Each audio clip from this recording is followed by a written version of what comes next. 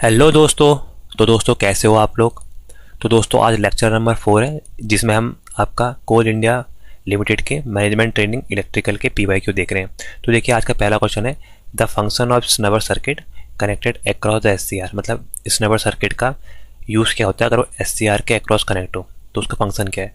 Option दिया है increase dV/dt to keep the constant value, दिया है लिमिट dV/dt और दिया है आपका डिक्रीज dV/dt।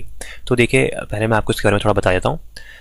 देखिए जो हमारा SCR होता है, SCR कैसा होता है, SCR में हमारे 4 टर्मिनल होते हैं, 4 लेयर होते हैं और 4 लेयर और 3 जंक्शन होते हैं। देखिए 1 जंक्शन, 2 जंक्शन और 3 जंक्शन, ठीक है। तो हमारा SCR जो होता है जिसको हम बोलते हैं थाई रजिस्टर SCR, इसमें आपके 3 जंक्शन होते हैं। जंक्शन ये आपका J1, जंक्शन J2 और जंक्शन J3, 3 जंक्शन होते हैं, ठीक है। और इसमें आपके 3 टर्मिनल होते हैं, 4 लेयर, 4 लेयर डिवाइस है, 4 लेयर 3 टर्मिनल, 3 टर्मिनल होते हैं। कौन से? एनोड, कैथोड और आपका एक गेट, ठीक है। तो 3 टर्मिनल और आपका 3 जंक्शन होते हैं। इसमें 3 जंक्शन होते हैं। थोड़ा इसका साइज छोटा करता हूँ मैं, ठीक है। तो यहाँ पर क्या होता है, जब हम यहाँ पर से एनोड टू कैथोड, ये हमारा एनोड है और एक कैथोड है, जब हम इसमें वोल्टेज लगाते हैं एनोड टू कैथोड, तो ये देखिए यहाँ पर से हम ऐसे वोल्टेज लगाते हैं तो हमारा जंक्शन J1 और J3 ये 2 जंक्शन होते हैं फॉरवर्ड वाइज। तो J1 और J3 हमारे हो जाते हैं फॉरवर्ड वाइज, वेयर एज जो हमारा J2 है ये हो जाता है हमारा रिवर्स वाइज। जो J2 जंक्शन है ये हमारा रिवर्स वाइज में रहता है, ठीक है। तो ये हमारा जंक्शन रहता है रिवर्स वाइज में। तो इसमें करते क्या है, जब हम हमारे यहाँ से जो वोल्टेज है एनोड टू कैथोड, जो हमारी वोल्टेज है, जब हम फॉरवर्ड वोल्टेज को आप इंक्रीज़ क्या करते हैं, जब हमारी जो फॉरवर्ड वोल्टेज है, वोल्टेज एनोड टू कैथोड को जब हम इंक्रीज़ करते हैं, इस लेवल से इंक्रीज़ करते हैं, ज़्यादा बढ़ाते हैं, तो क्या होता है हमारी चार्जिंग करंट फ्लो होने लगती है। IC जो चार्जिंग करंट है वो हमारे सर्किट में फ्लो होने लगती है SCR के थ्रू। और ये चार्जिंग करंट इतनी हाई होती है जो कि हमारे J2 जंक्शन को ब्रेकडाउन में ले जाती है। J2 जंक्शन का ब्रेकडाउन हो जाता है और ये भी आपका फॉरवर्ड बायस में चले जाता है, ठीक है। तो ये इसको क्या बोलते हैं, जब हमारा एनोड टू कैथोड वोल्टेज हमारा हाई होता है, इसके कारण चार्जिंग करंट इसमें फ्लो होती है। और चार्जिंग करंट इतने हाई नेचर की होते हैं कि ये आपका जो रिवर्स जंक्शन हमारा J2 था इसको भी फॉरवर्ड बायस कर देती है। तो हमारे तीनों जंक्शन जब फॉरवर्ड बायस हो जाते हैं तो एनोड टू कैथोड हमारी यहाँ पर करंट फ्लो होने लगती है और हमारा SCR ऑन हो जाता है। इसी ऑन के प्रक्रिया को SCR को हम बोलते हैं dV/dt ट्रिगरिंग, ठीक है। Voltage rate of change of voltage with respect to time triggering, ठीक है। इसको बोलते हैं dV/dt ट्रिगरिंग। तो देखिए यहाँ पर क्या किया हमने, कोई भी गेट पल्स नहीं दिया था, गेट पल्स नहीं देने के बावजूद भी हमारा SCR ऑन हो गया, क्योंकि यहाँ पर चार्जिंग करंट की वैल्यू बढ़ गई, जिससे हमारा जो J2 जंक्शन जो रिवर्स वायर था, जिसने आपका SCR को आपका ब्लॉक स्टेट में रखा हुआ था, वो फॉरवर्ड वायस हो गया और यहाँ पर हमारा SCR ऑन हो गया। तो इसी फॉल्स आपका ट्रिगरिंग को रोकने के लिए हम यहाँ पर स्नबर सर्किट का यूज़ करते हैं। तो देखिए स्नबर सर्किट क्या होता है, स्नबर सर्किट जो हमारा dV/dt को लिमिट करता है, जो हमारी rate of change of voltage with respect to time है, इसको आपको कंट्रोल करता है। देखिए ये हमारा SCR है, SCR में 3 टर्मिनल होते हैं, ये एनोड, ये कैथोड और ये गेट। तो हम क्या करते हैं SCR के पैरेलल में हम स्नबर सर्किट लगाते हैं। स्नबर सर्किट होता है आपका एक R उसके साथ C ये RC सर्किट को हम स्नबर सर्किट बोलते हैं, R और C। तो ये क्या करता है, ये यहाँ से करंट को बाईपास करा देता है, ताकि हमारा जो आपका SCR है वो आपका ऑन ना हो जाए, ट्रिगरिंग ना हो जाए, उसकी फॉल्स ट्रिगरिंग, ठीक है। फॉल्स ट्रिगरिंग को रोकने के लिए यानी लिमिट क्या करता है, लिमिट dV/dt, जो आपके वोल्टेज यहाँ पर ज़्यादा हो जाती है टाइम के साथ, dV/dt, ये ट्रिगरिंग को कम करने के लिए हम स्नबर सर्किट का यूज़ करते हैं। तो आंसर क्या हो जाएगा इसका, लिमिट dV/dt, ठीक है, आंसर C। तो देखिए अगला क्वेश्चन क्या है, अगला क्वेश्चन दिया है for satisfactory parallel operation of 2 transformer a number of condition are to be filled, ठीक है। Number of condition are written below indicate which of this is not required to be filled, ठीक है। मतलब ये बोल रहा है कि अगर हमारे ट्रांसफार्मर पैरेलल में ऑपरेट हो रहे हैं तो उसको पैरेलल में ऑपरेट करने के लिए बहुत सारी कंडीशन है, तो उसमें से कौन कौन सी कंडीशन यहाँ पर दी है और कौन सी एक कंडीशन है जो इसमें गलत है, ठीक है। तो हम पहले देख लेते हैं इसके बारे में क्या है। हमारा जो ट्रांसफार्मर है, ट्रांसफार्मर का हम पैरेलल ऑपरेशन देखते हैं। ट्रांसफार्मर पैरेलल ऑपरेशन, ट्रांसफार्मर को एक minute, transformer parallel operation operation देखिए। तो इसमें के लिए हमारी जो कंडीशन होती है, मैं कंडीशन लिखता हूँ यहाँ पर क्या क्या होती है। जो हमारी नेसेसरी कंडीशन, ये सब नेसेसरी कंडीशन है, ये होनी चाहिए, ठीक है। नेसेसरी कंडीशन एनसी लिख दिया। पहली क्या है आपकी, सेम फेज सीक्वेंस होना चाहिए। सेम फेज सीक्वेंस, जो हमारा फेज सीक्वेंस है दोनों ट्रांसफार्मर का, वो आपका सेम होना चाहिए, ठीक है। Phase sequence of the transformer should B same, ठीक है। मतलब इसके बीच का जो फेज एंगल है सेम ग्रुप से बिलोंग होना चाहिए। जैसे आपका YY0 ग्रुप है, स्टार 0 है, या फिर DD6 ग्रुप है, ऐसे जो ग्रुप है वो सेम ग्रुप से बिलोंग होना चाहिए। इनका जो फेज एंगल है वो सेम होना चाहिए, फेज एंगल का सेम होना चाहिए। और इसके अलावा सेकंड जो कंडीशन है, सेम वोल्टेज होनी चाहिए दोनों की, सेम वोल्टेज रेटिंग होनी चाहिए, सेम वोल्टेज V, ठीक है। और इसके अलावा सेम फ्रिक्वेंसी होनी चाहिए दोनों ट्रांसफार्मर के पैरेलल ऑपरेशन में। तो फ्रिक्वेंसी शुड बी सेम और अ कांस्टेंट और बोथ द ट्रांसफार्मर। और इसके अलावा हमारे क्या होना चाहिए, सेम पोलारिटी, जो हमारी पोलारिटी होगी वो भी हमारी इसमें सेम होनी चाहिए। तो देखिए क्या क्या चीज़ें इंपॉर्टेंट है, ये नेसेसरी कंडीशन है 4। पहला है आपका सेम फेज सीक्वेंस, और आपका सेम वोल्टेज, सेम फ्रिक्वेंसी और सेम पोलारिटी। तो ऑप्शन देख लेते हैं। यहाँ पर KVA rating of the two transformer should B same और शुड बी इक्वल। बी दिया है the voltage rating of the primary winding should be suitable for the supply voltage and frequency. देखिए वोल्टेज और फ्रिक्वेंसी सेम होनी चाहिए, तो ये तो बिल्कुल ठीक आंसर है, हमें गलत बताना है। Transformer should be properly connected regard to their polarity, polarity भी सेम होनी चाहिए, बिल्कुल सही बात है। The percentage impedance of the transformer should be equal. देखिए परसेंटेज इंपीडेंस भी सेम होना चाहिए। देखिए PU इंपीडेंस में यहाँ पर ये भी एक इंपॉर्टेंट है आपका, जो आपका इसमें होना चाहिए same percentage impedance, same ZPU percentage impedance, या फिर आप इसको क्या बोल सकते हैं। और आपका X/R ratio, reactance upon R का जो रेशियो होना चाहिए वो भी आपका सेम होना चाहिए, सेम X/R रेशियो, ठीक है, कांस्टेंट X/R रेशियो। तो ये 3 का कंडीशन तो नेसेसरी है। ये कंडीशन हमारे KVA सेम होना ये कोई ज़रूरी नहीं है, ठीक है। तो आंसर इसका हो जाएगा A। आइए अगला क्वेश्चन देखते हैं। तो अगला क्वेश्चन दिया है हमें, अ वाट मीटर रीड्स 25.34 वाट। एक वाट मीटर रीड कर रहा है आपका 25.34 वाट। पूछा है the absolute error in the, अच्छा दिया है absolute error in the measurement. Absolute error की वैल्यू दी है आपका -0.11 वाट। तो determine the true value of power, हमें पावर की ट्रू वैल्यू बतानी है। तो देखिए यहाँ पर हमें क्या दिया है, जो वाट मीटर रीड कर रहा है WR, वाट मीटर की जो रीडिंग आई है वो कितनी आई है यहाँ पर, वो है आपका 25.34, 25 ये पॉइंट है बीच में, 25.34 वाट, ठीक है। तो यहाँ पर इसकी रीडिंग इतनी है। और एब्सोल्यूट एरर, एब्सोल्यूट एरर मतलब कांस्टेंट एरर जो आपको थ्रू आउट द मेजरमेंट रहेगी, AE लिखता हूँ एब्सोल्यूट एरर। एब्सोल्यूट एरर यहाँ पर है आपकी -0.11 वाट। हमें बतानी ट्रू पावर, मतलब ट्रू वैल्यू बतानी है हमें इस केस में। तो क्या आएगी, देखिए इसका हमारा फॉर्मूला क्या है एब्सोल्यूट एरर का, absolute error AE, absolute error is equal to क्या होता है, जो हमने मेजर कर रखी है, measure value MV, measure value minus true value TV लिखता हूँ, ट्रू वैल्यू TV।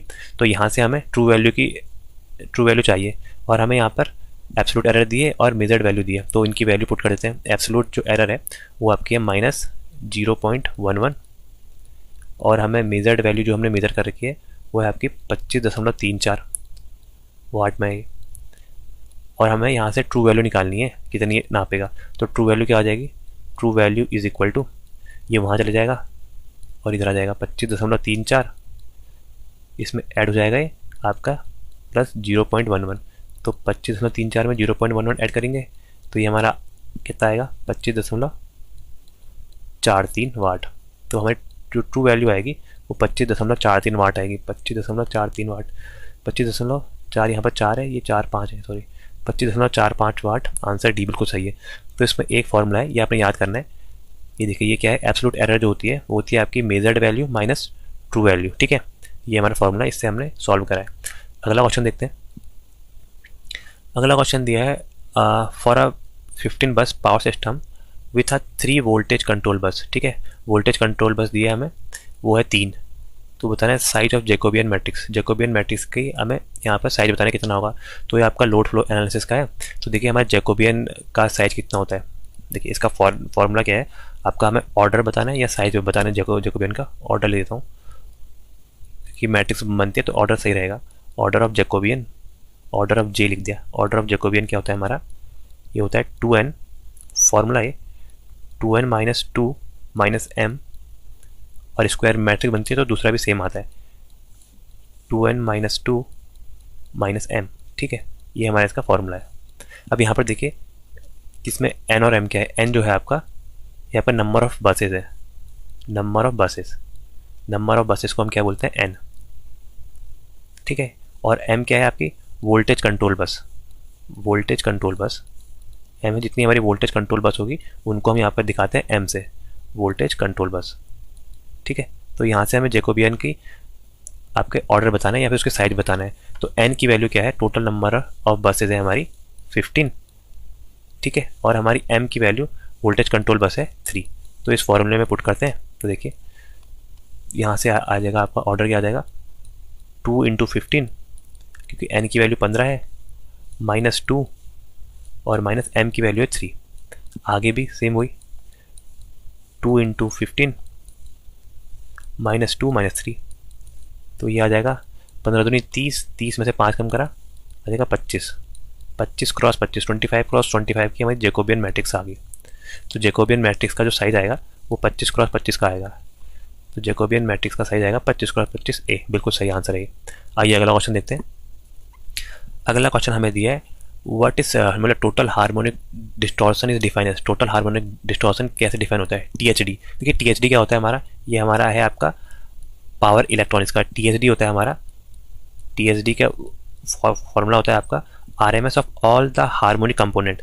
हमारे जो सारे हार्मोनिक कंपोनेंट है उनका यहाँ पर हम लेते हैं आरएमएस वैल्यू लिखते हैं ऑल द हार्मोनिक कंपोनेंट।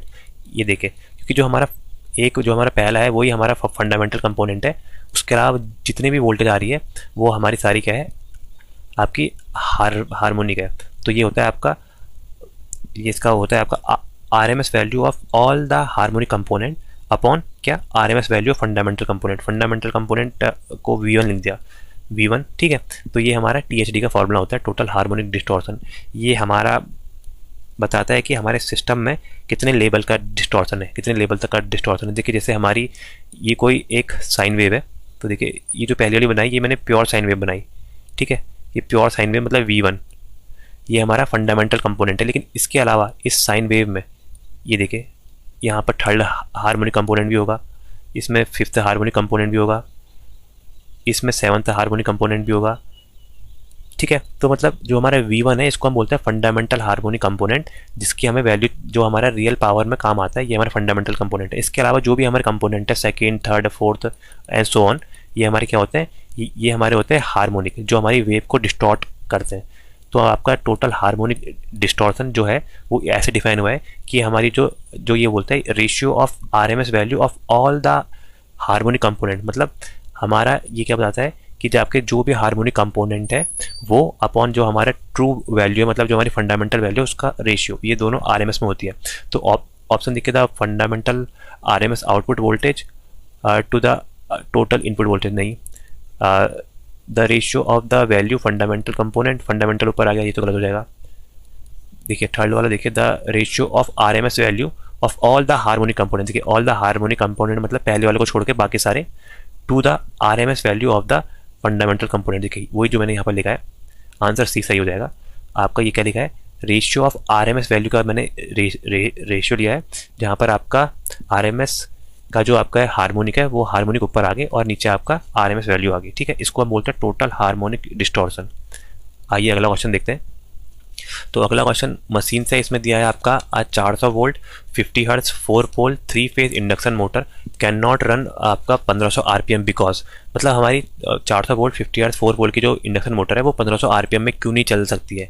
तो ये इसमें पूछा गया है। तो देखिए हमारी जो हमें क्या क्या बताया, इंडक्शन मोटर जो होती है, इंडक्शन मोटर ये एसिंक्रोनस मशीन होती है और इनकी स्पीड जो होती है एनआर की वैल्यू कम होती है एनएस से, तभी ये आपका रोटेट करती है। एनएस क्या होती है, ये होती है सिंक्रोनस स्पीड, जिसमें हमारा मैग्नेटिक फ्लक्स घूमता है आपका स्टेटर का आरएमएफ हमारा इसी स्पीड में घूमता है, तो इसको बोलते हैं आपका सिंक्रोनस स्पीड। तो देखिए यहाँ पर एनएस की वैल्यू क्या है, एनएस की वैल्यू आ जाएगी 120 F/P, 120 इंटू एफ फ्रिक्वेंसी 50 है और पोल है आपके 4, तो इसको सॉल्व करके आ जाएगा आपका 1500 आरपीएम, 1500 आरपीएम, ठीक है। तो एनएस की वैल्यू यहाँ पर ये आ गई। अगर हमारी इंडक्शन मोटर अगर यहाँ पर एनएस स्पीड में चलने लगे तो हमारा यहाँ पर मोटर वर्क नहीं करेगी। कैसे, देखिए यहाँ पर क्या होता है, जो हमारा यहाँ पर स्लिप होती है, स्लिप क्या होती है हमारी, slip is equal to NS minus NR,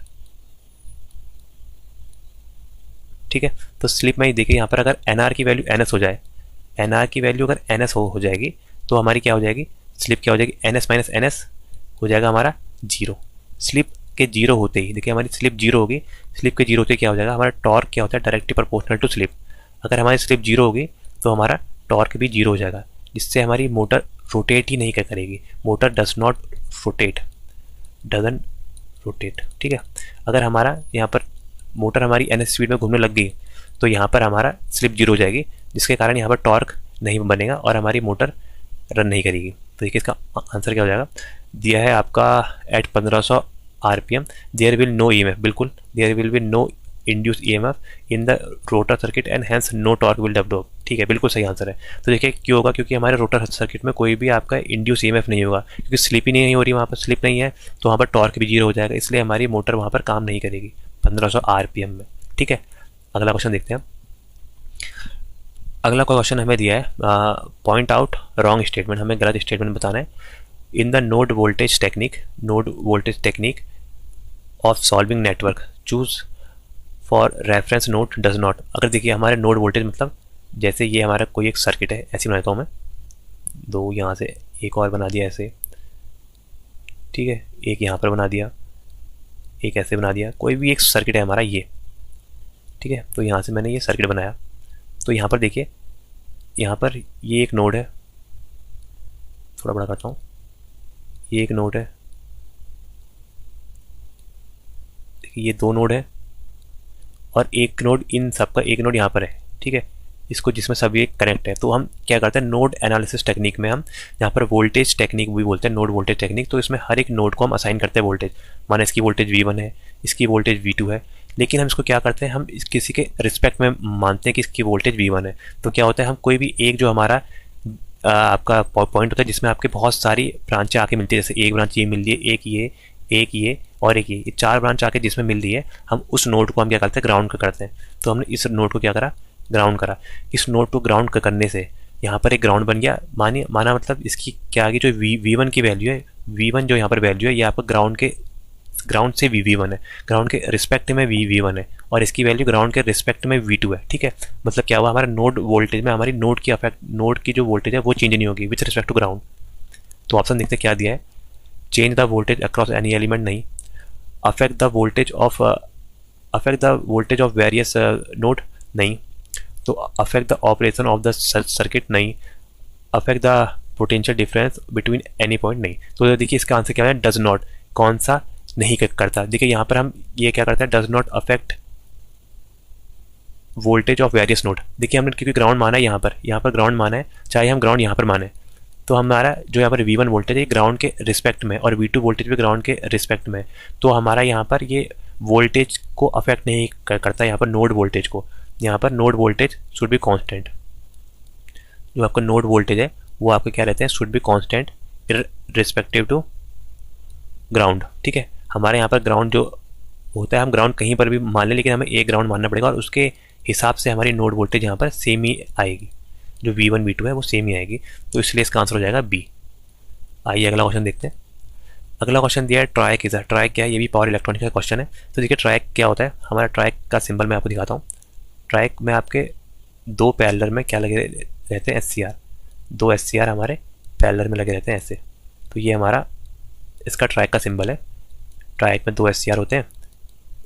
देखिए यहाँ पर 3 टर्मिनल डिवाइस है, ये भी MT1 मेन टर्मिनल 1 बोलते हैं इसको, और इसको मेन टर्मिनल 2 बोलते हैं, और यहाँ पर ये इसका क्या है, गेट टर्मिनल।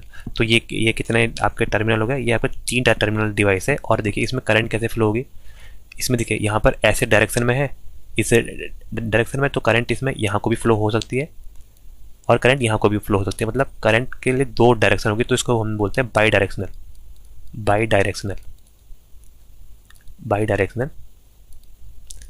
ठीक है। मतलब इसमें क्या होगा, ट्रायक में हमारे पास 3 टर्मिनल है, ट्रायक हैज़ 3 टर्मिनल, ट्रायक में 3 टर्मिनल है, और आपका ये बाई डायरेक्शनल डिवाइस है, करंट दोनों ओर फ्लो होती है, इनको हम बाई डायरेक्शनल बोलते हैं।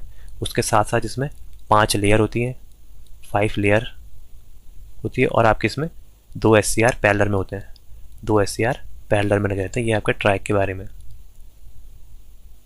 ठीक है।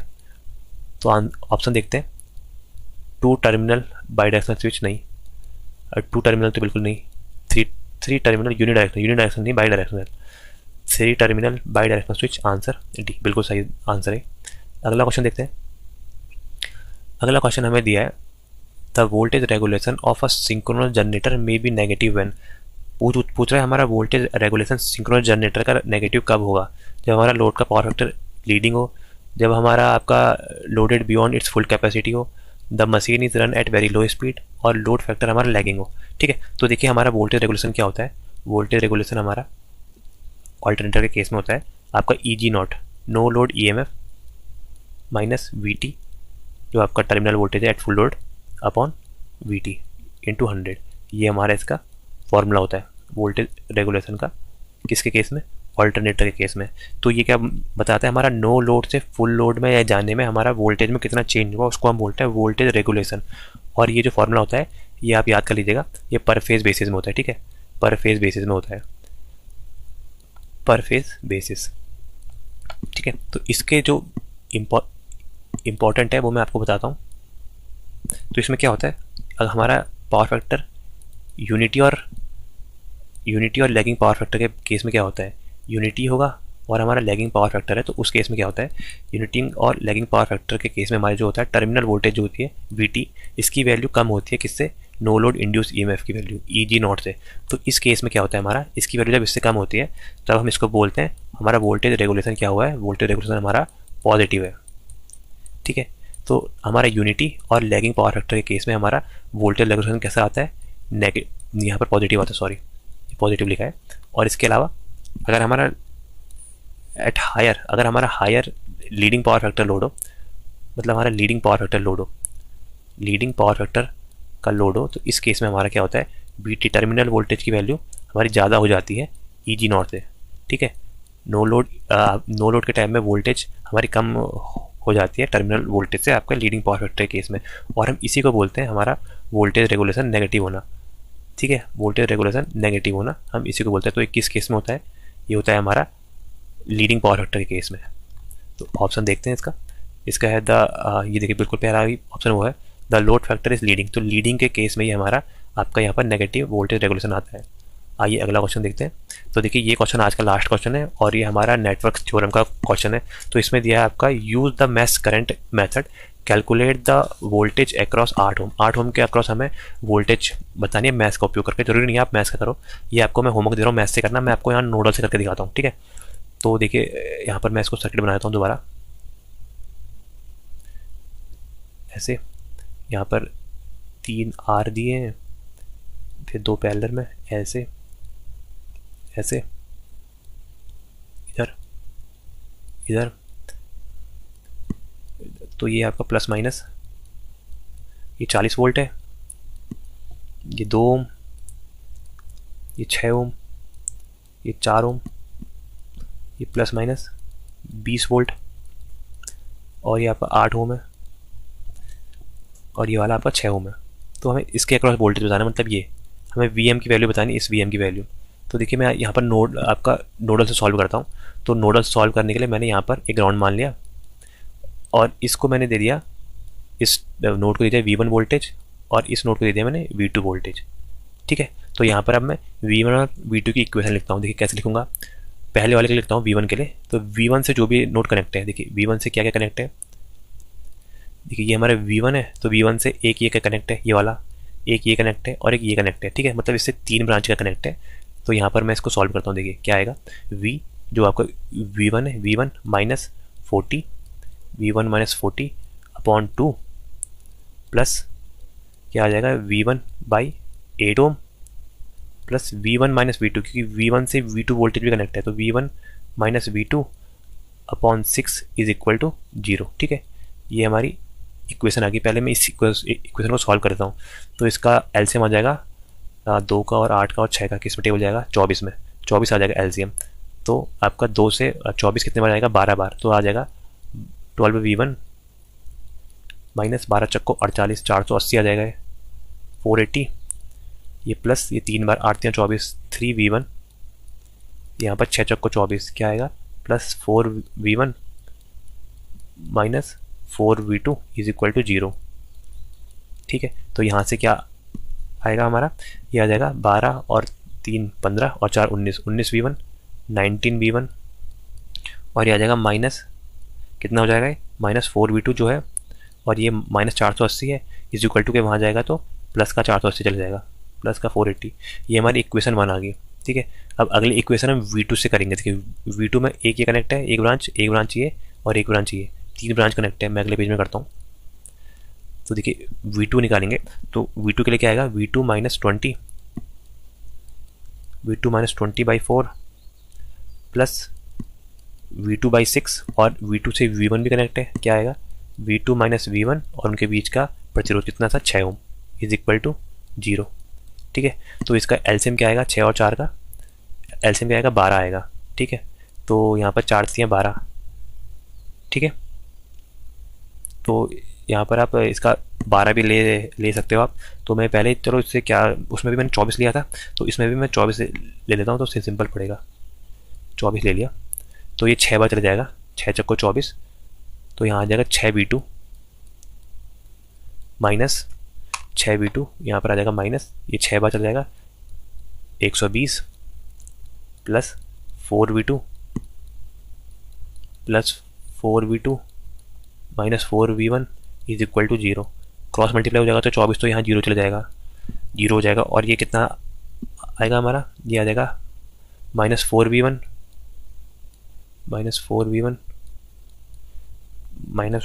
आ जाएगा, प्लस कितना आ जाएगा ये हमारा 14v2, और 120 यहाँ चला जाएगा, तो यहाँ पर प्लस का हो जाएगा 120।